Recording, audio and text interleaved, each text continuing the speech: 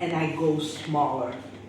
If my media to media is 4.0, it means that the balloon or the stent I'm putting, it should be 3.5, the max 4.0. It depends on how aggressive you are. Some people will go 4.0, but if you put a 4.0 stent on a 4.0 vessel, just know that the number of ATM don't go too high. If I put a 3.5, I have space to post-dilate, but always equal or smaller.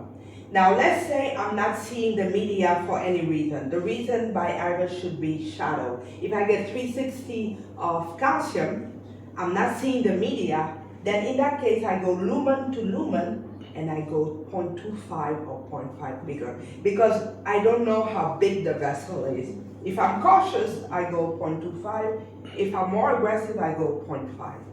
The only time I'm not seeing the media by Ivus is because of calcium. If it's by OCT, it's because of fatty tissue.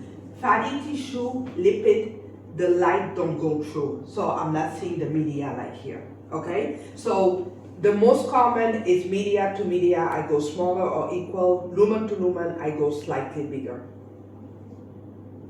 So I know the morphology of my plaque. I know the location of the lesion, I know how big, now how long the stent. I should be landing in normal in the best of the world, but all of you guys are in the medical field, you know that normal is rare. So I land where my, at least the plaque burden where I'm landing should be less than 50%.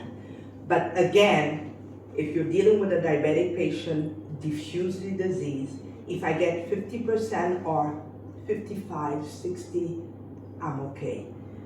But if I don't get that, at least where my MLA is decent. I cannot give you a number, but if it's diffuse the disease, I don't want to put stent all over, but if my MLA at one area is, let's say, 4.8 and the rest is 2 point, I'll go to the 4.8. I'll take whatever I have. But according to the rule, it's less than 50% where you're landing plaque burden. If you land in a lot of plaque, the risk of ISR in the future is a lot.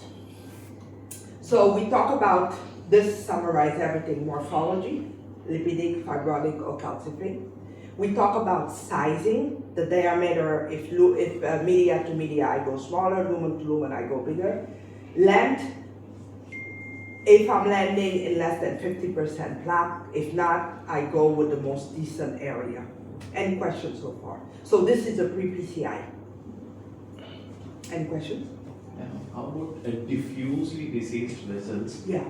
Should we consider spot stenting versus longer stenting? We should go by physiology ideally, given imaging is the only other additional exercise that we have. How to decide between spot stenting versus? If, for me at least, if the lesions are too far away, like if I have a lesion here and another here and in between it's okay, I prefer spot stenting. If they are very close and I know that in the lab that I am, I have a decent long stent that can cover both, so I prefer one long stent. But if they are far away and there's decent lumen in between, I prefer spot stenting.